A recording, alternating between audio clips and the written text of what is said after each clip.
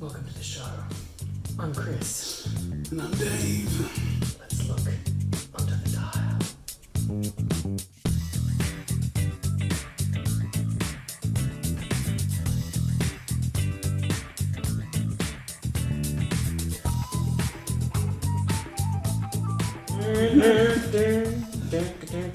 It's not going to be there. It's not going to be there. Welcome to the end of our road to Nats. Now, technically, we are at the road to Nats, the end of the road to Nats, the series, but not the actual road to Nats, because as we record this, there's still like 5 weeks until.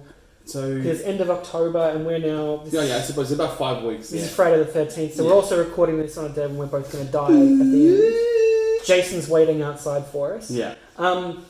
But we are at the end of the road to Nats experimentation phase. Yeah, I don't think we're going to be able to fit in a whole nother build, a whole nother team. So we just kind of wanted to go through, cap off what we talked about, the different teams, what I thought, and then a couple other special mentions in terms of this, I suppose, what would be our season of Heroclix from when our Nats is actually taking place. That being said, I should put the caveat in here that we haven't had Dark Phoenix yet. No, we're right about to get that. Yeah, there might be some things that that change this, but it's coming out really close to Nats. Yeah. So for it to change, it's going to have to be a pretty big surprise, I would say. There's that super rare Prime Retaliator, giant... Yeah, there's some... was it? I can't remember either, because I haven't looked at too much. I'm trying to surprise myself. There'll be an unboxing vid, but that one is going to potentially... It would have to be something quite hefty to really change probably where the meta is at the moment. Yeah. In Sydney, Australia, by the way. And I don't think there'll be anything replacing big figures at the moment. So nothing's going to come out that is better than The Flash or is better than Vulture. Things that might supplement or augment them, sure, but nothing here I think is going to get knocked out. Who knows? None of the big ticket stuff. Now we should stress, we're done with the formal experimentation phase, but we are obviously still going to be playing games and talking through stuff. We're just not going to be doing a lot of the team build only videos like this. The 2019 Road to Nats video set is going to be done. Yes. So... To recap, the two pieces that I built around were Shredder, which is the 8-bit Shredder one, and Mr. Oz.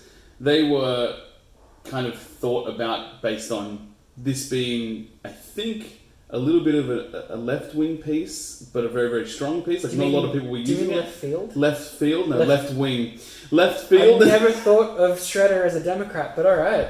Left wing. No, but left field piece is what I did mean to say. Yeah. And the fact that not a lot of other people had this set. So I thought that it was something good for me to play around with. And Mr. Oz, just because he's undeniably amazing. He is, as long as you don't give him 100 points. Yeah, so... 100 points is a killer. The easiest team I can talk about is the Shredder team. So let's quickly chat about that. I'm using this Shredder at 100 points. So he's 80 points, and you pay an extra 20 points to be able to generate the illusions for free. So they come in an unbelievably handy package together. He can also reduce the damage that he takes based on the illusions. Yeah. I'll put the card up. The information will be below the screen here anyway. But what this Shredder has is he has to die 3 times. And made him... He's such a strong attacker.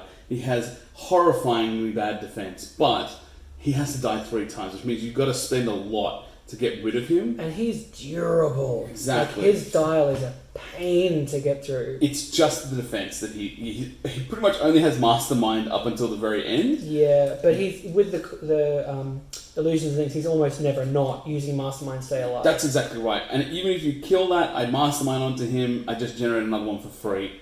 And on top of that, as long as there is an illusion within, I think, 6 squares, and it doesn't need to be line of fire, reduce the damage by 1 that he takes. So it's pretty good. And he could have also just, within that lab, could have done really well with Starro. Yeah, potentially with there's... the Starro fights. Yes, yeah, correct. There's a lot of different variations. I think that he's a very strong piece, and I think I proved it quite well. It's one of the games that I did win with when I was playing this team. So Shredder was probably the main star, but what brought it all together was Medusa. Medusa. This is the Earth X Medusa. Again, the information will be in the card below, but really she has the ability to carry people who share keywords with her. And luckily enough, they're both rulers, so this worked out perfectly fine. So with her being able to maneuver things around the board, maneuver them around the board for free, it was just about striking at the right time, and it really, really made things very, very easy. Because of that, which also came in contact with the help of Captain America Resilience, so the title Cap from Earth X as well. Who's got the Earth X keyword for Medusa? Exactly. Shares a keyword again. And I paired him up with the Goblin Glider, which was crazy but worked. It worked really, really well. He's got running shot, which meant that he got hypersonic speed. So, there was a lot of TKing for free, there was a lot of moving for free, and that was part of the thing that I came to with the build, if you remember, was that Shredder doesn't have very good move and attack. No, he doesn't. So he needed a lot of placing to be able to be done correctly. Yeah, it really worked out well, and it's a combo I never would have seen coming. Yeah. That glider is handy, but for that particular figure, like Cap is great, but there's nothing on him for like penetrating or stuff that would work with it, but it worked a treat. And it kept him out of trouble. Piece of business. Based on his defend, is the first defense that he's got, so he's a little bit squishy in that respect. So you kind of want to keep other people around, but the hypersonic gave him that thing that he needed. And his free move everyone title power also was a gem. So that I think was the final like sprinkle of salt, because he just gave Shredder another chance to get close. Yes. It was, even if it was just one square a turn, it was a lot. It made the difference. Yeah, a lot of games it made the difference. I'm closing the gap, even if it's by 3 squares, the whole game. That 3 squares made all the difference in the world to me, 100%. Particularly with Medusa, shifting them across. So the other piece I had on here was Alex Wilder, which I probably wouldn't have gone with now, because then a couple sets came out afterwards with better support pieces, including Mr. Oz. I think that I probably would have rejigged the team a little bit to probably fit him in. Yeah, Mr. Oz would have been great. And Alex is good, but he's also one of those trader pieces, which I see the value, but I'm always a bit leery of. So people like him and that Catwoman from the animated series set, that they're solid, but then they could very easily flip over to your opponent. You really got to protect them. You do, and you're already working to keep Cap out of trouble early dial, and to get Shredder where he needs to be to do his damage. I keep forgetting he's only got 7 movement for his new attack. It's correct. Yeah, that's what that was the point. Is that he has such a bad charge because he's charging 4. Yeah, he really needed somebody to close that distance for him. The free TK and the constant moves with Cap and blah blah. It was great. But like Alex is good, but I think for this team you're right, doing something like Mr. Oz, or maybe a henchman with one of the gems, like the reality gem or something, just to give him a little bit of a difference. And the late addition to the game was then the mirror. I suppose I would have chucked this on Shredder just to give him a little extra bonus to get out of trouble. Yeah, and was nice. The team itself was pretty good. Like I said, probably one of the more successful teams that I built. I reckon.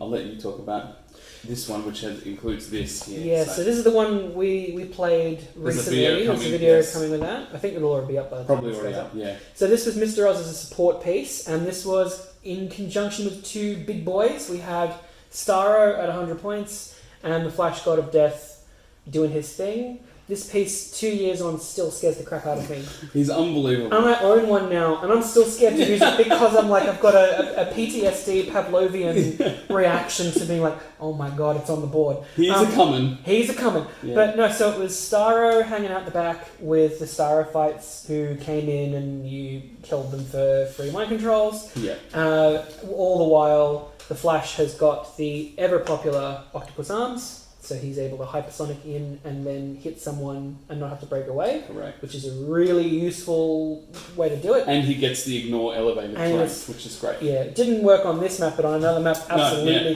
could wreck some face. Yeah. And you had Billy Batson, who, the perplexes were annoying. Correct. It's just, even though he didn't turn to Shazam, he did his job. I think again, having some extra points, I probably would have rejigged this a little bit. Potentially lose the Cyclops ID. Yeah. Change Billy Batson for Everett K. Ross. Yeah. If I can, at the points where he's 30 points, correct? He's 30 points. So you need to so Billy's 20, Psych is 3 because you're using the student ID. And were you at 300 for this team, or were you close? No, I'm close. I think I Yeah. can't remember what it is. I'm gonna have it below, so there'll be a picture to show you exactly what it we're is. bad But at maths. I think I could have rejigged it just a little bit to make it work in the way that I wanted it to. But I think that Everett K. Ross would have been better give the double perplex to Flash, because by the either. yeah, Like it's either one, whatever it is. Yeah. So I mean, I'm fiddling with a Flash build that's using 2 of the Rosses. Even though it's a unique modifier, it means that when one either dies or gets cut to death, you still have one. Yeah. And he can still use Perplex normally with no drama. Yeah. And it's nice giving him a bit of stuff, but I think you could definitely pump up his attack, his whatever. Really, with the Flash is supposed to be the bit in this team where he's generally Starro's taking your focus, right? Because he's such a threat with the Starro fights. He's mind controlling you from anywhere. The Flash is just supposed to be running past, trying to pick off what he can, right, to kind of whittle down what you've got. So, but I reckon, that Ross would work well for either of them, and for whether you're going to pump him for killing off dudes or pump him for mind controlling folks across the board. Yeah, it's a good way to go. But even as is, I think the team's got value. Yeah, all put together, and Agreed. I mean anything that combines these two is just a match made in heaven. Pretty strong. Because in addition to the prob, you've got that wonderful TK, which is shoot you out, then you get another couple squares. So then, like, if you wanted to skip the arms, turn 1, you can start wrecking face. Yeah. Be a bit shaky without the prob nearby, but still, there's options there. So I think these two are the stars of this team, and there's a lot of room with that. So that's 125, that's 40, so 165 points gives you 135 left over. Yeah. Like, this is the peanut butter and jelly. Now you need to work out what kind of bread you want around it. Yeah. I reckon. But having said that, this Starro, though, more than just being powerful with the mind control and the Starro fights, it's physically intimidating to see this guy on the board. Like, I saw this, and as afraid as I am of Flash, he's a threat every time. He's a threat, because he's either on that bloody mind control click that you did, or he's at 125 with the make 5 attacks octopus arm starfish thing, which is also really nasty. Yeah. And he has stealth on that dial, I think, too. I think he does, yeah. Which, unbelievable. Is really not nice. So I think this was a good team. I do think the Cyclops probably could be turfed for something. Yeah, correct. It's just because I was trying to fill up the points that I had with stuff that I had, right? There's no other equipment that I could imagine putting in here. No. Starro can't be equipped. Mr. Oz really doesn't need anything equipped to him, and Flash has already got the octopus arm, so it just felt like it was just... The only exception for Oz would be maybe, is it the Soul Gem that gives you +1 defense? Yeah, maybe. But maybe for that, and then maybe if he pushes himself, he can then maybe steal a bit of energy, but again, there's better stuff you can do with that. I think so. I think you're kind of hoping a lot if you're going to spend another 10 points to keep a 40-point character alive through the game. It's a lot of effort. You're putting in a bit too much there. Yeah, maybe. But it was a solid lineup, I think, all things considered. And once again, Oz is infinitely better as a support piece. And specifically because the other team I have here is one that involves Doctor Strange. Oh god, he was evil! With the Soul Gem. The Venom Black Panther with the Mini Slayer. And Mr. Oz, was at 100 points. Yeah. So that was us playing him, the flip side, which is trying to make him a tentpole piece, because I was building around him already. It felt like try use him to his full capabilities, and I don't recommend it. No, it didn't quite come together. It was an interesting idea. Yeah. It's just, he's like we've said before, he's not built for taking guys out on his own. He doesn't have willpower, he doesn't have quintessence. It's just a bit too risky. And as you said in our last video, you've got to get to those clicks, you have to break through the good support clicks at the start, which is the whole reason you want him there. So either you damage yourself, or you wait for somebody to hit you, and then you're kind of already in a bad spot at that point if you're just waiting for somebody to beat one of your characters up to let just never want to be in that position. It doesn't seem like the right way to go. Unless it's a figure with mystics, you never want to be in the position That's where it. you're like, come and hit me, please. But, me purposefully not using willpower, right, or just pushing myself, means that I'm physically just losing my prob because I don't care. Yeah. And that seems like a weird choice. And you're trading that in for shape change and range combat expert. And does the range combat expert come when he's got the free... No, so it doesn't come in with his free move, 6 squares, movement power. No. So that's even more useless. Correct. Like that's... Because if he... I'd never really looked that close at his dial. If he had the free move and the range, 100%. Still not great, but a lot better. Much better. But no. There's not. It's still a weird dial. It is. I guess that your free moves get you to a point where you hope that he doesn't get hit too many times so you can sidestep, and I guess this is the point. Too much guessing, not enough actual game. So and as much as Heroclix is all about probability control, there's a line where you go, this is too much gamble and not enough stability. Yeah. So I think it was a valiant idea. I think if memory serves, he was the most annoying in that game because he just runs in and wrecks everyone's faces. I think the Mini Slayer was a little bit underrated, and it removed an item that makes a big difference, especially in the current landscape.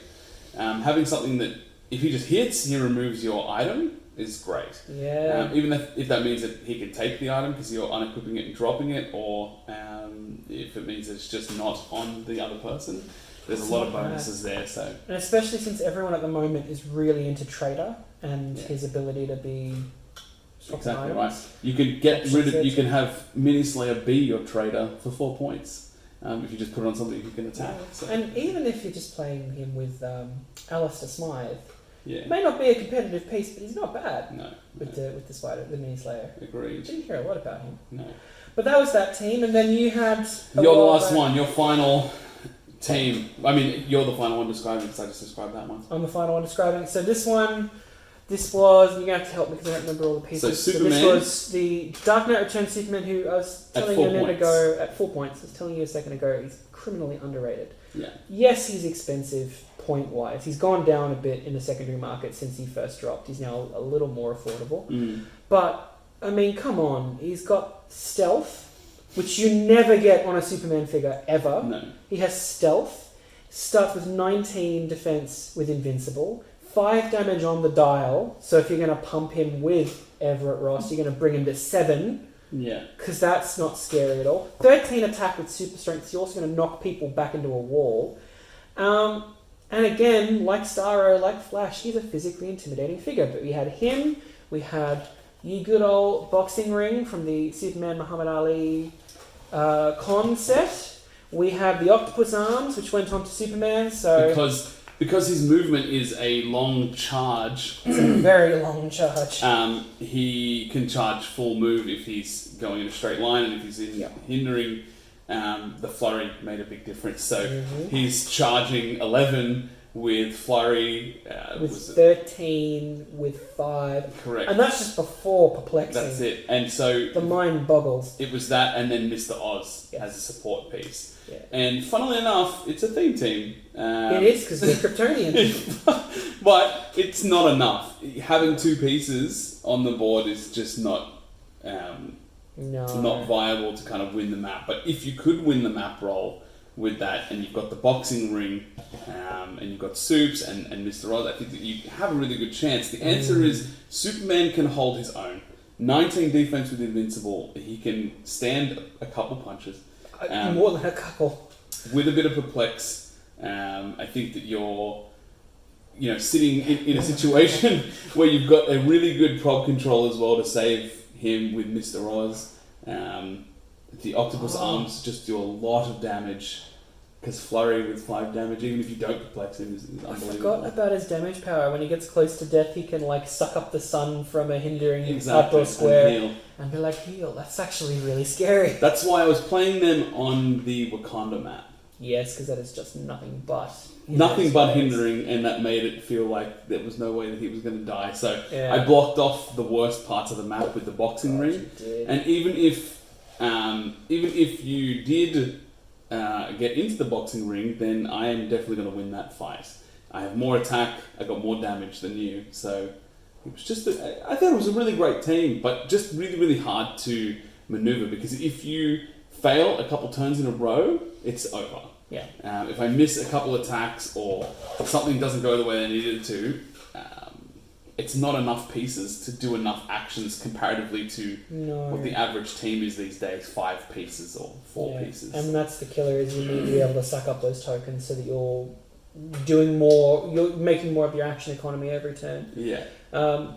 Like, good for a bit of fun game, but yeah, a bit too fragile for competitive play. Yes. Especially when we've got a multiplicity of pieces now that are cheap and maneuverable and good at removing tokens. So stuff like Prez Ricard, who's amazing at making up your economy, pairing with stuff like Vulture and that. So yeah, not good bad team, run, very good team. Tricksy to play. Yes, I think so. It's the short version there. Yeah. And so I guess we just want to finish off with a couple special mentions here. So we already mentioned Vulture, so if you want to grab that piece. Yeah, so this guy who, it seemed like everyone was playing, and now no one is playing because everyone was playing, but now maybe he'll come back, who knows? It's one of those situations where we all expect it, and because of that nobody's playing it, and everyone's building against it. But as far as I'm concerned, in terms of what we've got to build with at the moment, in the Australian meta, or the Sydney meta at least, I think that is probably one of the most viable teams that we have. So a Vulture team seems to be able to take out almost everything. There's very little it can't handle, and provided you get the arms on him straight away. Yeah, which isn't hard now. You've got things like Astronomer, you've got Mr. Oz, you've got all these great options for easy TK. You kind of are silly if you can't figure out how to make him work. I think there's just so much there. And so I guess the reason why we're mentioning it is, had I just been building towards strength and not looking at different random pieces that we wanted to show you the process of building, I probably would have built a Vulture team. I in fact had 2 of them, and I wish I could have played 2. But a Vulture team would have probably been one of the more viable Nats teams. Oh, it would have wiped the floor. But everybody knows how to build this team, I guess is what I'm saying. We've seen enough builds, so that is why I did not. And then those. And then so then we've got as well the ever popular. Oh, you've got Green Lantern backwards. The Trouble Alert figures. So Dave has Superman and Green Lantern. I still think they're nice additions. I mean, they didn't see much play in our games, but that's probably a good thing, because that means you weren't rolling as many crit misses. Correct. The answer is, you should always have, if you've got a Trouble Alert, it should be on every team. Every single team. It's maybe just 1 to 2 spots on your sideline. It's free. Well, that's the thing. It's not. Yeah, your sideline is almost never used, because they're pieces that are either for shifting focus or this. Yeah. So you're paying some ID cards maybe, but it's not. Yeah. You usually don't have that many, considering how many you can have on a team. You pay nothing for it, right? And it's just a get out of jail free card. It feels like when I roll a double 1, I'm like, well, I can't prob it, can't do anything else. At least I can bring Superman in for free. Or if you've got Flash, I think he comes with prob. If you've got the Lantern, he comes with TK. If Batman without wit. Batman comes without wit. Like there's and did one of them come with Perplex, or did I make that up? Was it Wonder Woman? Or maybe it was one of them did. Anyway, point is, most of them come out with decent dials, not anything game breaking. Not huge, but as chasers go, they're also very affordable. They're in the usual 30 to 40 US price range, unless you want to get Superman and I think Batman was the more expensive one. Batman was a little more expensive, but no, Superman's cheaper, as is I think Robin. They're both sort of closer to 20 last time I checked. Might be Robin with Perplex. The Robin with might be, so they're, as chasers go, like, they won't break your team, they won't break the bank, and they're just nice little insurance policies. Bonuses to have. I just think it should be, if you've got them, put them on every team. Absolutely. It's free, why not? Yeah. And some of the sculpts are really cool, just on an aesthetic level. But that 60s style cartoon. I love it. The Aquaman on the seahorse is my favourite. It's so good. It's so good. Amazing. But yeah, and even though they didn't see play, they're still there. Yeah. You know, and there's still something that could come out. So you then can't go, haha, you got a crit miss. That means I have one. Nothing. No, that means nothing. Yeah, that's it. So on the whole, if we had to sort of bring this back to a nice little full circle ending of, we began the road to Nats saying we're going to try these pieces and look at what might work if you were going to play. What do you feel like you've learned from this experience? First instincts are usually correct. Mr. Oz as a support piece is Mr. Oz as a support piece. Right? Yep. I think that even though you may think you understand the meta, the answer is that sometimes a piece can be really, really not used and be amazing. You really just have to look at all the pieces around that you can use it with. Think about what's not being talked about. Yeah, correct. All the time. There's so many pieces that just are always recurring, like Vulture, right? That just get talked about and built around so much, and then there are these pieces that seem so unassuming, but are just so great. Well, like, who is playing Venom Black Panther? I don't they're think a playing lot. Captain Venom. Yeah. And maybe a bit of Venom Spider-Man, but no one I've heard of is playing Panther, or who's playing the Mini Slayer. Yeah. I don't think many people are doing that. So yeah, just try everything. I suppose that's all I've learned. But I think that was where we really started. Outside of the just general idea to try and build something that was competitive. But I think if I was going to choose one anyway, I would probably choose the Shredder team. I think it had the most versatility and was the easiest to pilot out of all these other teams. Yeah. It definitely stood up to the most punishment compared to the other teams. It lasted better. Well, just one more. I can get into combat and out of combat quite easily, which is nice because Medusa can remove you as well. So yeah, solid lineup, I think. So that's it. And most important of all, yes. Did you have fun? Always. Good. Always. Good. What about you? Oh yeah. Easy. Sorry. I mean. Yes. Yes, I did. Yes. No, I did. It was good seeing this process unfold and hearing what people were telling us on Reddit and by email and on Facebook about where to go next. And hopefully that helped anybody who was trying to learn how to build a team. We did hear from some of you who talked about watching the show, which thanks to everybody who watches, who subscribes and all that. Who were trying things based on what we'd put out there. So hopefully we helped you win a few games, whether they were RAC and comps or just small kitchen table games. But yeah, I had a lot of fun. I think quite a lot of people watching us had fun. You had fun. Some of the folks who guest starred on our show had fun gate crashing. Yes, thanks James. Thanks James. And yeah, I think it was really good. And I'm keen now that we know what we're doing here, once we go through the Nationals this year, which will be at the end of October, I want to start planning just stuff for the next run. Yeah. So we then have longer to go from once this Nats ends to the next one. Yeah, correct, because we started a bit late. We did. We started a bit late, but I think we got a pretty good amount of stuff out and tried some things.